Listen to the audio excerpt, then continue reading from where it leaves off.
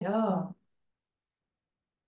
so, herzlich willkommen einmal mehr zurück auf meinem Kanal. Wir machen eine zweite Sequenz mit einer zweiten Frage. Und die Frage wurde uns gestellt, die lautet, was muss ich tun, respektive wie finde ich meine Dualseele? Ich gebe einfach mal das Wort an Irene, die auch heute mit mir hier ist. Wie findet man seine Dualseele? Kann man einfach sich aufmachen, einen Rucksack packen und sagen, so, heute finde ich meine Dualseele? Oder wie geht der Weg? Also dann geht man mit dem Bewusstsein an die Geschichte ran, es existiert eine Dualseele. Ja, schön, wenn man das weiß, aber man kann nicht von A nach B und sie steht da bei B. Nein, ich glaube, wenn man das Bedürfnis hat, ihr zu begegnen, dann fang bei dir an. Darf ich ganz kurz Ja. einhaken? Wie würden wir jetzt als erstes, weil ich Mhm. weiß, es sind auch Leute, die das Mhm. Thema noch nicht so kennen, Mhm. Dualseele definieren? Was meint die Frau, die die Frage gestellt hat, mit Dualseele treffen? So der perfekte Gegenpart, Ja, ja, perfekt im Sinne von, wie dieses Yin-Yang-Zeichen, gell? Der eine Teil das Helle, der andere ist das Dunkle. Und das Bild kommt mir immer, wenn ich an Dualseelen denke. Diese perfekte Ergänzung, was aber nur geht, wenn man halt in sich selber schon perfekt ist. ja, Wobei perfekt finde ich ein Wort, das ist noch schwierig. Ich weiß ich, nicht, ob man jemals perfekt sein wird. ich benutze es noch gerne, weil ich sage, wir sind schon perfekt. Wir Ja, legen nur die Illusion ab des ja, Nicht-Perfekten, der Selbstkasteiung, der selbst mit sich selber hart ins Gericht gehen, sich nicht mögen, sich nicht lieben. Aber im Kern sind wir schon perfekt. Einfach kurz als zu ja, deiner Info, das wie stimmt. ich das definiere. Ja, das stimmt. Und oft, wenn jemand über sich selber sagt, ich bin perfekt, wird das ja sowieso falsch und hochnäsig ausgelegt. Darum hat man vielleicht Mühe, das überhaupt so zu sagen. Aber ja, ich gebe dir recht, wir sind schon perfekt. Es geht darum, das zu erkennen, wieder zu erkennen, dass wir das sind. Das ist der Prozess. Ja, Ja. der Verlernprozess heißt es ja so schön. Verlernen, eben Falsches zu denken oder sich unwürdig zu fühlen oder ungeliebt und. Ja, und Das ist also der perfekte Partner, genau, schon romantisch gesehen, ne? Das ist unser ja, perfekter Liebespartner, ja, der für uns geschaffen wurde. ich denke es schon, das ist eine gegenseitige Vervollständigung aus derselben Seele raus. Ja, Es es ist klingt sehr romantisch, ein aber zweites Ich, wie ein Kunde immer von mir sagt. Er ja, sagt immer, mein anderes Ich hat gesagt, ja, ne, mhm, wenn er von der Dualseele ja, spricht. finde Also ich einfach, um schön. das Mhm, kurz mhm, klargestellt zu haben, es mhm, ist die große, perfekte Liebe. Das muss nicht immer beflügelt sein und man hört Geigen im Himmel spielen, weil wir wissen, kann auch ganz schön triggern und spiegeln und mhm, so. mhm, Aber es ist schon die Person, für die man eigentlich bestimmt ist. Und jetzt sagst du, sie hat immerhin die Fragestellerin das Bewusstsein, dass es das gibt, weil wir beide mhm, hatten das nicht, ne? Wir haben das einfach mhm, mal erlebt, wurden da mhm, reingeschmissen. mhm, Das sind so die zwei Lager, die zuerst die Erfahrung machen und die zuerst das Konzept kennen. mhm. Denkst du jetzt aber, dass es möglich ist, halt, ja, jetzt indem man das Thema kennt, zu sagen, so will ich auch. Ich habe die Irene gehört auf YouTube, die ist jetzt mit der großen Liebe zusammen. Ich will das auch. Ja, Wie stellt sich jetzt die Dame am besten an? also ich denke schon mal, diese Aussage, diesen Wunsch zu äußern, das ist eigentlich der Anfang. Wenn man dem Universum seinen Wunsch klar definiert, ich möchte bitte meine große Liebe, meine Dualseele kennenlernen, das ist schon mal gut, dann geht schon mal der Pfeil raus. Das denke ich ist so der erste Anfang. Und dann aber einfach bewusst zu sein, dass dieses Zusammenleben wirklich erst gut möglich ist, wenn man mit sich selber halt im Reinen ist. Also wäre das dann die Motivation, bei sich hinzuschauen, so ein Check-up, bin ich parat Mhm. für die Dualseele? Also begegnen kann man ihr ja immer, ob man bereit ist oder nicht, das ist individuell. Aber wenn man ja weiß, es gibt sie, dann würde ich die Vorarbeit leisten und mich so gut wie möglich optimieren. Wir sind ja schon perfekt, aber so gut wie möglich würde ich mich auf den Weg machen, zu erkennen, dass ich eben schon perfekt bin und dass ich noch Altlasten loslassen darf und aufräumen und einfach in meinen inneren Frieden kommen. Wenn man da an diesem Punkt steht, in diesem göttlichen Vertrauen und in diesem inneren Frieden, dann wächst ja auch die Chance, dass dann die Dualseele ins Leben kommt. Mhm. Vielleicht ist sie auch schon da, man hat es vielleicht nicht erkannt. Das ist Habe auch ich auch oft. schon Ja, gehört, ja, ja, ja. wenn das Level noch nicht entsprechend Ja, das ist. ist so. Aber selbst sich auf die Reise zu sich selbst machen, mit dem Wunsch, ich möchte gerne meine Dualseele treffen. Ich glaube, dann ist man schon auf einem guten Weg. Ja, denke ich auch. Also, du hast es genannt, ne? Fokus auf sich, Mhm. bei sich ansetzen. Mhm. Manchmal ist ja auch, dass man genau weiß, gewisse Dinge muss ich noch anschauen, gewisse Dinge habe ich immer verdrängt, gewisse Dinge habe ich links liegen gelassen, Mhm. Beziehungen, die nicht mehr stimmen und Mhm. man zieht trotzdem noch weiter. In der Familie kann man ganz schön aufräumen, dass man sich da an diese Arbeit macht. Mhm. Nicht prophylaktisch, sondern es ist Teil des Weges. Ja. Aufzuräumen, bei sich zu bleiben, diese schöne, kraftvolle, harmonische Beziehung mit sich selber zu gestalten und Mhm. ja, aufzubauen. Ja, und sich dessen bewusst zu sein, dass ich glücklich bin, ohne dass der Partner schon da ist, finde ich ganz wichtig. Nicht er macht mich glücklich, Ja. für schon glücklich das Leben führen, bevor er auch schon oder sie schon da ist.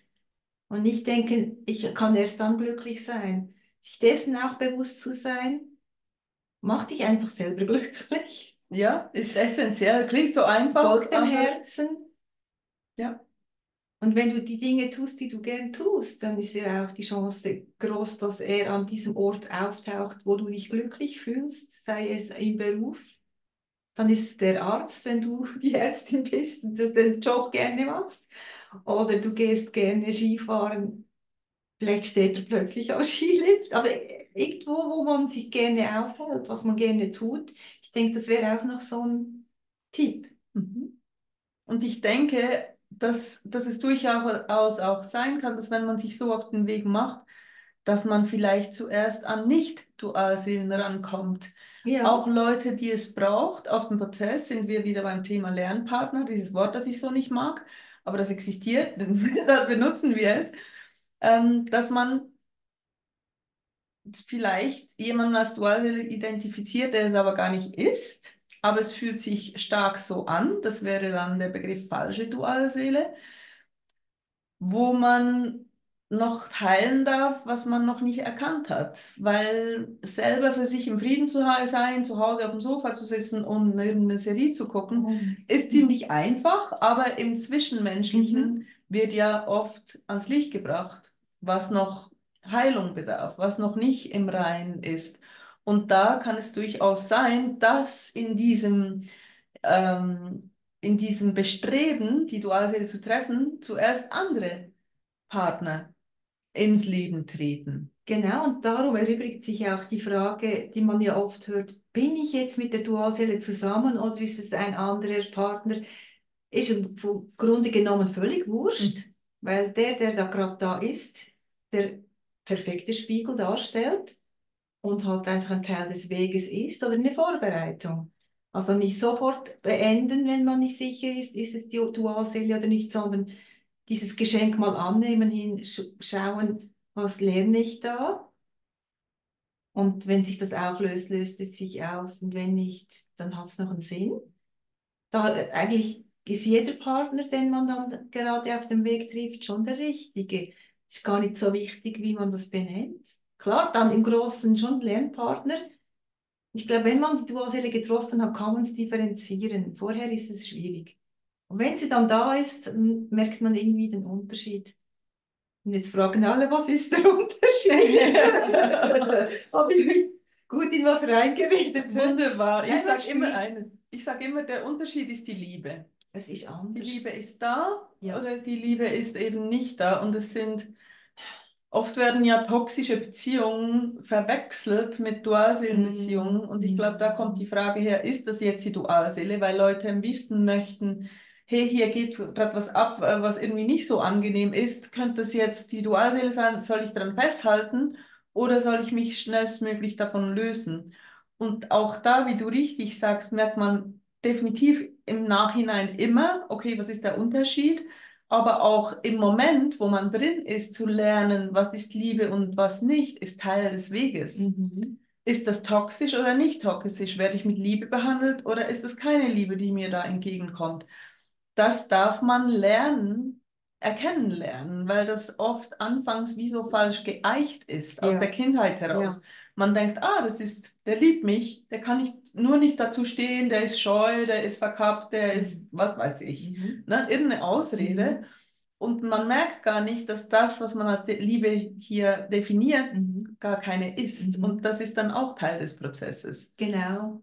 Ja. Ja, und wie wir in einem vorherigen Video gesagt haben, so ein guter Indikator ist ja auch, wenn man mal sauer ist, dass man nach einer gewissen Zeit sich das einfach in Luft auflöst und einfach die Liebe fließt. Ist doch auch so ein Indikator.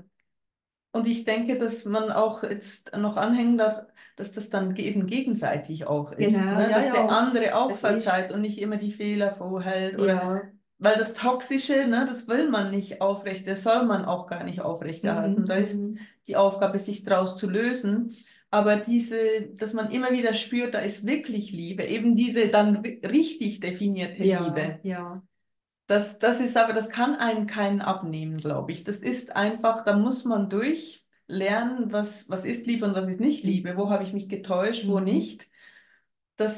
Ich glaube, das gibt es in keinem Lehrbuch. Da könnten wir jetzt auch Definitionen liefern, was weiß ich. Das muss jeder für sich, darf das erfahren. Ja, weil ich Was dachte ist ja auch, was? ich hätte es als mit dem Partner vor meiner Dualseele. Das ist dass das eine verwandte Seele ist, habe ich gespürt und ich dachte, das ist das jetzt das Nonplusultra nach meiner Mhm, mhm, Lebenserfahrung, mhm. um dann eben zu erkennen, als ich der Dualseele begegnet bin, dass das nochmal anders ist. Und deshalb ist wichtig, dass man das selber eben erfährt und Ja.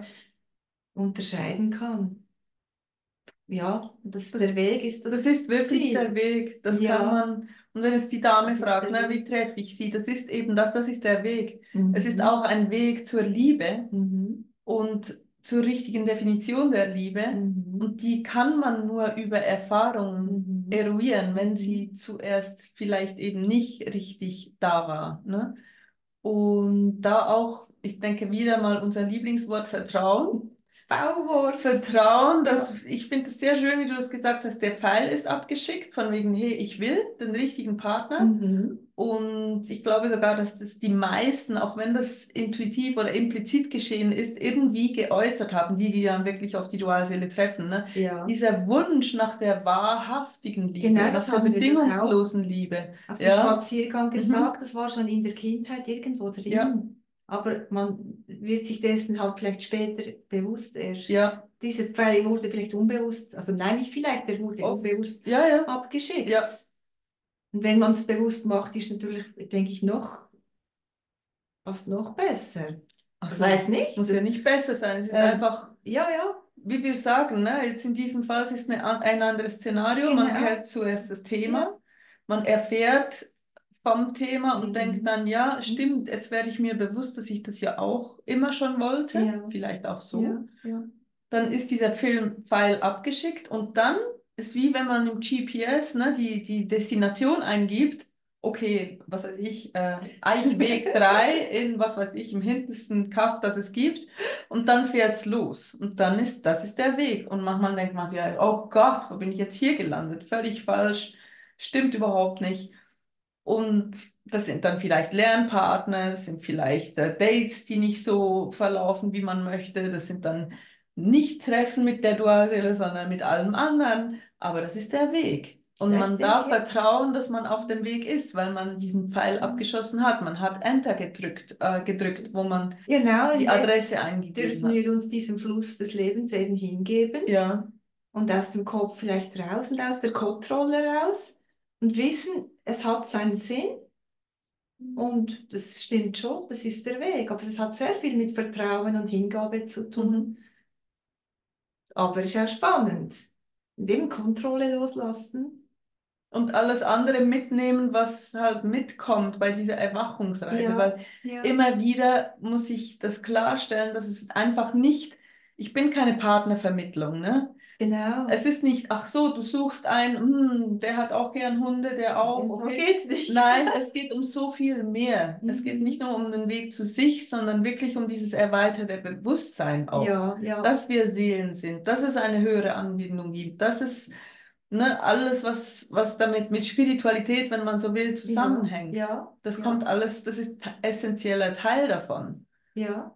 Ja, dass wir jetzt diesem Navigationsgerät, das wir ja programmiert haben, eben vertrauen, dass es den Weg kennt, dass wir den gar nicht selber wissen müssen, Ja. sondern jeder Tag präsentiert dann das richtige Puzzleteil. Ja, das finde Da ich noch sind wir auch spannend. wieder bei deiner Geschichte, ne, die du Ja. anfangs ja geteilt hast im ersten Gespräch, das wir hatten.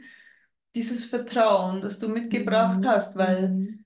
wie wir ja wissen, war es da, wo ihr euch dann von euren Partner getrennt hattet, auch nicht einfach, ne? Es war ja dann so, jetzt ist die Dualseele weg, jetzt wo ich mich frei gemacht habe und es sieht jetzt gerade so aus, als würde alles in die völlig Mhm. falsche Mhm. Richtung sich Mhm. entwickeln. Mhm. Da war ich auch im freien Fall. Das war wirklich eine schlimme Zeit. Da waren beide Partner weg und die Dualseele sowieso. Und was macht man in diesem schlimmen Moment, wenn man denkt, das ganze Kartenhaus ist zusammengestürzt?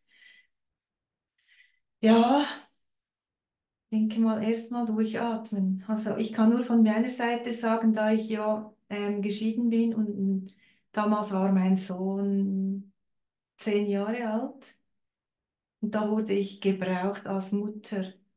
Ich glaube, in diesem Moment, ich hätte mich sonst eine Woche oder länger unter der Bettdecke verkrochen und den Schmerz gefühlt. Und das war, für mich war das in diesem Fall jetzt das Beste, dass ich aufstehen musste, weil mein Sohn Essen brauchte oder halt einfach Zuneigung. Und das hat mich dann aus diesem, ja, wenn man so quasi auf die Nase fällt, im Dreck liegt, das hat mir geholfen, aufzustehen und den Weg anfangen zu gehen. Und diese Chance dann zu packen, okay, er ist jetzt erstmal weg. Aber das Leben geht weiter. Eben, mein Sohn hat mich dann ins Leben zurückgeholt. Das können ja ganz andere Dinge sein. Aber wieder zurück ins Leben gehen und bei sich jetzt mal hinschauen, okay, was ist bei ihm gut, was ist nicht gut, was kann ich jetzt ändern, was kann ich machen, damit es mir besser geht. Ich, nicht der andere, macht das, dass es mir besser geht. Und da mal anfangen, Und oder? ja, und das ist es ja, ne? Dass man, wenn man nicht bereit ist, dass man dann noch gar nicht mit der Dualseele zusammen sein kann. Also kann es sein, dass jetzt, wenn die Dame fragt, ne, dass man auf die Dualseele trifft, früher oder später, Mhm. und dann aber merkt, ach so, ich dachte, jetzt bin ich wirklich bereit, aber doch noch nicht bereit ist. Mhm. Und dann kommt halt nochmal eine Phase des Mhm. noch intensiveren Heilens und Mhm. Aufräumens, wie du das auch Mhm. erlebt. Ich sage ja Mhm. immer, die Vordualseelenzeit ist sozusagen die Highschool, ne, das Gymnasium oder die Grundschule und dann kommt die Universität oder die spezialisierte Schule danach, Ja, wo und es so richtig zur Sache du geht. kannst nicht direkt an die Uni gehen, das andere ist Das eben die ist Voraussetzung. essentiell, genau. Genau, genau. Und dann diese Chance zu nützen, halt die Trennung nach der Begegnung kommt, und diesen Stoff in der Schule aufzuarbeiten, ja, wenn man das so nennen will, mit der Uni, finde ich wichtig. Und die Begegnung, die ist ja das Schöne, das motiviert ja dich dann auch, dieses Studium aufzunehmen. Ja, das ist wieder der Köder oder die Karotte, Ja, oder? ja, Mhm. genau. Mhm. Aber alles, was zuvor ist, was davor ist, vor dem Treffen auf die Dualseele, ist Vorbereitung darauf. Ist Aber ja, Vorbereitung nicht nur moralisch, innerlich, emotional, sondern auch von Themen her, war dass auch. man Mhm. gewisse Dinge schon geklärt hat, schon geheilt hat, sich schon der Liebe angenähert hat. Und Genau. dann kommt noch so Mhm. der Feinschliff Mhm. Mhm. in der Vorbereitung. Das ist die Stress auf die Dualseele, wo es dann nochmal, wie wir wissen, zur Sache geht. Also der Weg ist dir. Ne? Wenn man jetzt heute aufsteht, von Dualseelen erfährt, ich würde auch gern, gut, dann mach dich schon mal damit vertraut, bei dir hinzuschauen.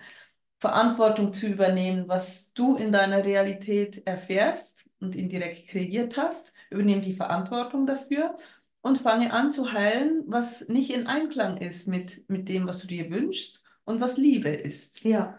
Und so, wie du es schön sagst, lebst du Tag um Tag, kriegst genau die richtigen Dinge geliefert Mhm. und kannst so deine Dualseele treffen. Oder dann wieder treffen, falls du sie schon Ja, getroffen hast und danach in diesen Prozess kommst. genau. Aber dass man jede Pause wirklich als Chance nimmt, Mhm. bei sich hinzuschauen Mhm. und das als Vorbereitungszeit für das nächste Aufeinandertreffen Mhm. nimmt und das quasi ein bisschen positiv von der positiven Seite anschaut. Hey, okay, ich packe die Chance. Anscheinend gibt es noch was, was ich bei mir anschauen darf. Und dann geht es zum nächsten Level. Ja. Ja, Mhm. statt in der Opferrolle verharren zu bleiben, wenn es dann wieder eine Trennung gibt, dann sich eher zu sagen, okay, was mache ich jetzt in dieser Zeit? Wie nütze ich diese aus? Mhm. Was kann ich für mich Gutes tun? Ja, Im Vertrauen, dass genau. man sich dann wieder begegnet. Immer wieder Fokus auf sich. Ich glaube, das ist sowieso Mhm. einfach immer wieder essentiell. Ja. Sei es jetzt man die Dualseele schon kennt, Mhm. sei es während des Prozesses, nach der Prozesses, in der Beziehung. Immer wieder, wenn man merkt, man will sich im Außen verlieren, man will den anderen zum Retter machen, den anderen zur Ja, Quelle des Glücks machen, immer wieder zurück. Nee, ich bin meine Quelle. Ich ganz bin bei mir. wichtig. Gott ist meine Quelle. Ja, Das immer wieder sich ganz wichtig. zurückholen. Wenn man das zu sehr verliert, dann wird halt eine künstliche Trennung, denke ich, manchmal fast herbeigeführt vom Universum. Ja. Aber eben, wir können es ja selber steuern. Und wenn wir schauen, dass wir bei uns bleiben, eben merken, wir sind die Quelle, je mehr dieses Bewusstsein auferhalten werden kann oder behalten werden kann, desto besser stehen die Chancen wahrscheinlich, dass diese Trennungen immer weniger werden oder kürzer werden. Und man in Ja, die harmonische Beziehung ja, kann, wir die haben es in gelebt der werden Hand. darf. Ja, Ja. ja. Mhm. Ja, es ist ein spannender Weg und bei jedem braucht es manchmal, beim einen braucht es viele Pausen, beim anderen weniger. Ja, ja. Auch nicht vergleichen, wirklich Nein, seinen nein. Weg gehen und seine Quelle sein, ja. Ich Hast du so denke schön auch, ja, gesagt, ja. ja, Um immer wieder, ja. ja, genau. Ja, ich denke, dass wir diese Frage beantwortet haben. Ja, klar. Ausführlich. Ja, vielen Dank fürs Zuschauen. Wenn ihr weitere Fragen habt, wer weiß, vielleicht machen wir ja noch mal irgendwann was zusammen. Schreibt sie ruhig rein, sonst kommentieren, wenn ihr mögt. Und ich danke dir einmal mehr ganz, ganz herzlich. War schön, auch heute. Danke auch, Danke. sehr herzlich. Und ich wünsche euch allen nur das Wundervollste und Beste. Ja, Und ich auch. bis zum nächsten Bis Mal. bald, macht's gut. Tschüss. Ciao.